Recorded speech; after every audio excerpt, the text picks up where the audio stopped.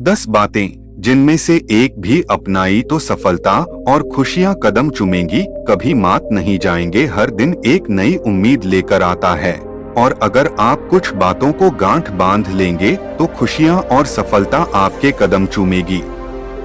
आप जिंदगी में कभी मात नहीं खाएंगे। जैसे कि लंबा चलना है तो जीभ की तरह नरम बनना सीखें। नववर्ष पर आपसे 2 ही बातें कहनी हैं। पहली बात को समझने के लिए एक छोटी सी कहानी या लतीफे का जिक्र करना चाहूंगा।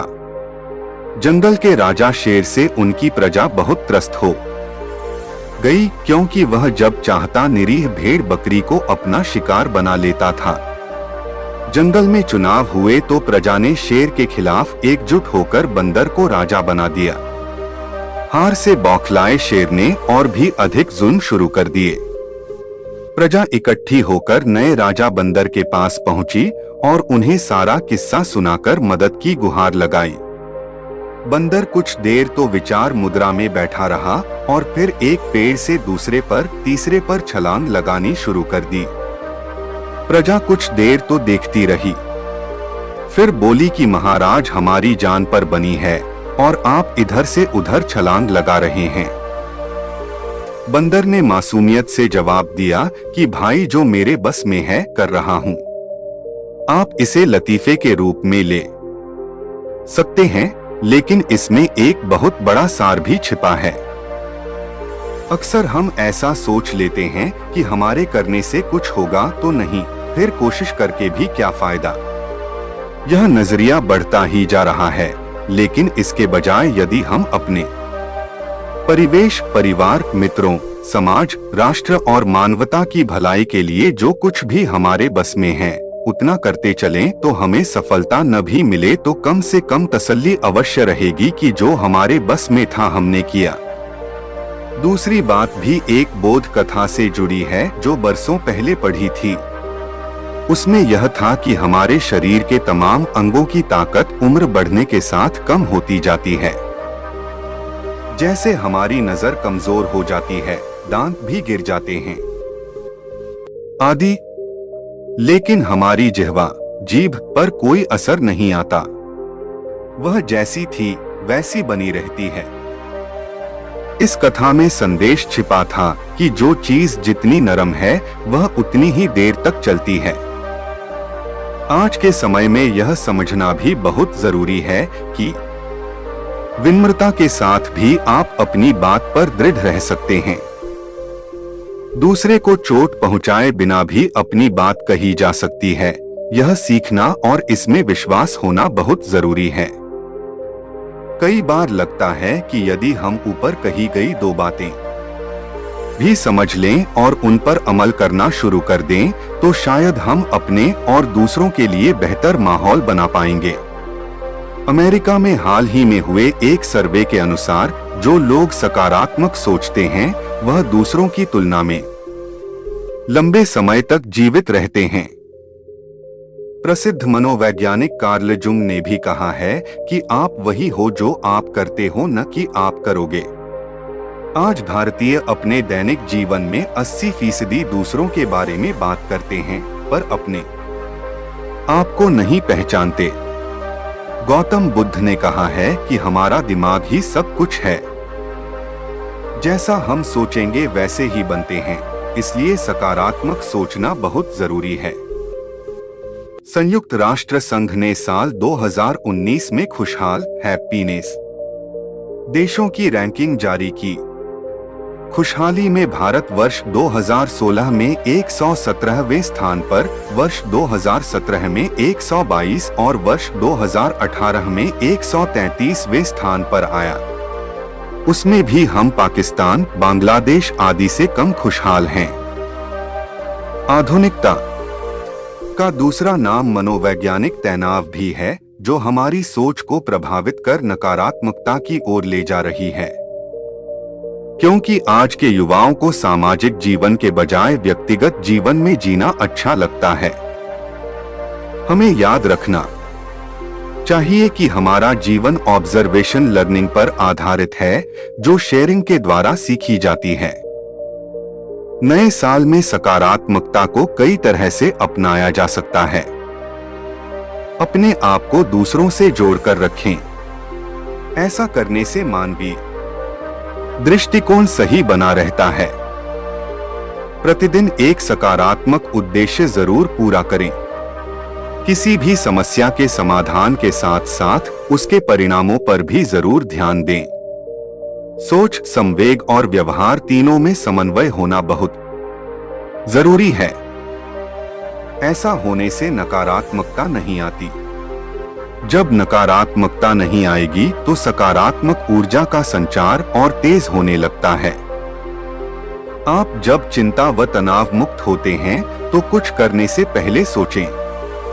सोचकर जो भी कार्य किए जाते हैं वह सही परिणाम तक पहुंचते हैं। गहरी सांस लें और रिलैक्स रहकर अपने आप को शांत रखें। जीवन में न कहना जरूर सीखना चाहिए। ऐसा करने से आप खुद को बेहतर साबित कर पाते हैं। सकारात्मकता आशा और विश्वास से प्रारंभ होती है। कभी ये मत सोचो कि मैं सबसे ज्यादा होशियार हूँ, क्योंकि ऐसी सोच जीवन में आगे बढ़ने से रोकती है। आप दूसरों की बातें जरूर सुनें और उसमें कुछ भी सीखने को मिले तो सीखें। हर दिन हंसना जरूर चाहिए, क्योंकि हंसना खुशहाली का एक मूल मंत्र है। इसके जरिए दिमाग और तेजी से काम करता है। केवल सकारात्मक लोगों को ही अपना दोस्त बनाएं। समस्याओं का समाधान भी उन्हीं के जरिए बेहतर तरीके से निकाले जा सकते हैं। साथ ही जीवन का विजन और मिशन बिल्कुल साफ होना चाहिए। यदि आप ऐसा करने में सफल रहते हैं तो आपके लिए हर काम आसान होता चला जाएगा। अपने आसपास देखिए, आपके मोबाइल फोन में कितने ऐप हैं जिनकी आपको कभी भी आवश्यकता नहीं होगी। आपके अलमीरा में कितने कपड़े होंगे जो आपने कभी नहीं पहने। आपके घर में आपके उपयोग की जाने वाली चीजों में से कितनी होंगी जिनको आपने कब से इस्तेमाल नहीं किया। अब अपने भीतर देखिए, आपके मन में बहुत सारे विचार हैं जिनकी आपको वास्तविकता में आवश्यकता नहीं होगी। जिस तरह आपके आसपास की अव्यवस्था आपके काम करने की गति को धीमा कर देती है, उसी तरह मानसिक अव्यवस्था आपके शांत रहने की क्षमता को धीमा कर देती है। तो इस नए साल में सकारात्मक ऊर्जा के लिए इस अव्यवस्था को सुधारने का संकल्प करने की जरूरत है।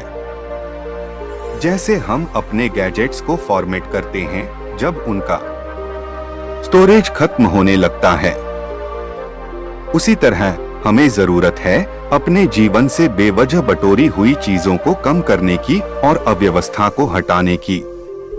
इस तरह हम अपने जीवन को फिर से जीवंत कर सकते हैं और अपनी जीवन शैली को प्रारूपित कर सकते हैं। इसलिए इस नए साल की शुरुआत हमें अतिरिक्त को हटाने, अव्यवस्था को सुधारने और अतिसूक्ष्मवाद मिनिमलिज्म का अभ्यास करने के संकल्प के साथ करनी होगी। विचार सरल हैं। हमें उन चीजों से छुटकारा पाने की जरूरत है जिनकी हमें वास्तव में जरूरत नहीं है। सतह पर यह भौतिक वस्तुओं से छुटकारा पाने जैसा लग सकता है, लेकिन एक गहरे स्तर पर अतिसूक्ष्मवाद उन विचारों और दृष्टिकोणों से छुटकारा पाने के बारे में भी है जिनका आपके जीवन में कोई उद्देश्य नहीं है। इसका मतलब हो सकता है कि अतीत के विचारों से छुटकारा पाना जो भविष्य में किसी उद्देश्य की पूर्ति नहीं करते। जब हम अपने भौतिक वातावरण से अत्यधिक वस्तुओं से छुटकारा पाते हैं तो हम अपने आसपास बेहतर जगह बना पाते हैं, जिससे हमें काम को जल्दी और अच्छे से करने में मदद मिलती है। और इसी तरह जब हम अपने मन को उन विचारों से मुक्त करते हैं जिनका कोई उद्देश्य नहीं, तो हम अपने दिमाग की क्षमता को बेहतर बनाने और तेजी से काम करने में सक्षम होते हैं। भौतिक न्यूनतावाद न केवल आपके जीवन में जगह बनाता है, बल्कि यह कई ऐसे लोगों के लिए मददगार होगा जिनके पास न्यूनतम जीवन का समर्थन करने का साधन नहीं है। इसलिए इस नए साल में अपने फोन से एक अतिरिक्त ऐप से छुटकारा पाने की शुरुआत करें।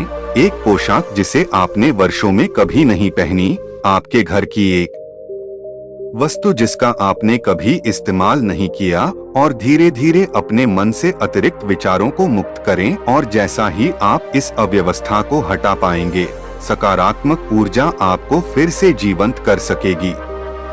कमजोर इच्छा शक्ति नहीं दे सकती बड़े नतीजे। जिस प्रकार इंद्रधनुष के बनने के लिए बारिश और धूप दोनों की जरूरत होती है, उसी प्रकार एक पूर्ण व्यक्ति बनने के लिए हमें भी जीवन के खट्टे मीठे अनुभवों से होकर गुजरना पड़ता है। हमारे जीवन में सुख भी है और दुख भी, अच्छाई भी है और बुराई भी है। जहां सफलता हमें खुशी देती है, वहीं असफलता हमें मजबूत बनाती है। पर इन सब से ऊपर हमें अपने जीवन में सकारात्मक दृष्टिकोण बनाए रखने की आवश्यकता है।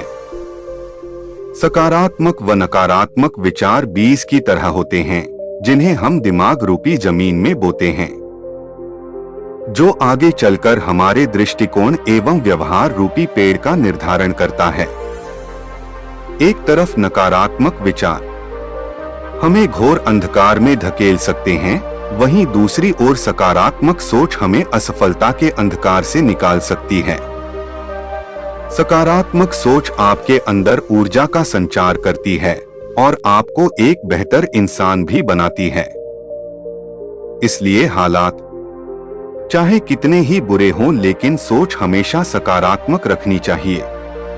कोई पत्थर चोट खा के कंकर कंकर हो गया और कोई पत्थर चोट सह के शंकर शंकर हो गया। छोटी छोटी लपटें अधिक गर्मी नहीं दे सकती, वैसे ही कमजोर इच्छा शक्ति बड़े नतीजे नहीं दे सकती। जो व्यक्ति प्रतिकूल परिस्थितियों में आगे बढ़ने की चाह रखते हैं, जिंदगी उन्हीं के आगे सर झुकाती है। इस दुनिया में असंभव कुछ भी नहीं। हम वो सब कर सकते हैं जो हम सोच सकते हैं, और हम वो सब सोच सकते हैं जो आज तक हमने नहीं सोचा। सबसे पहले अपने अंदर के डर को देखना होगा, उसके प्रभाव को सकारात्मकता से बाहर निकालना होगा, और उसके बाद विजन व मिशन तय करके आगे बढ़ना होगा। डर से जीतना बहुत जरूरी है। यह डर नकारात्मकता का है, इसे बाहर निकालना होगा। हमें अपना लक्ष्य निर्धारित कर इच्छा शक्ति अनुसार कार्य करना होगा।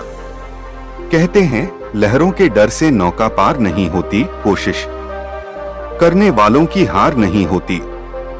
इस मूल मंत्र को हम अपने जीवन में उतार लें तो हर समस्या का समाधान संभव है।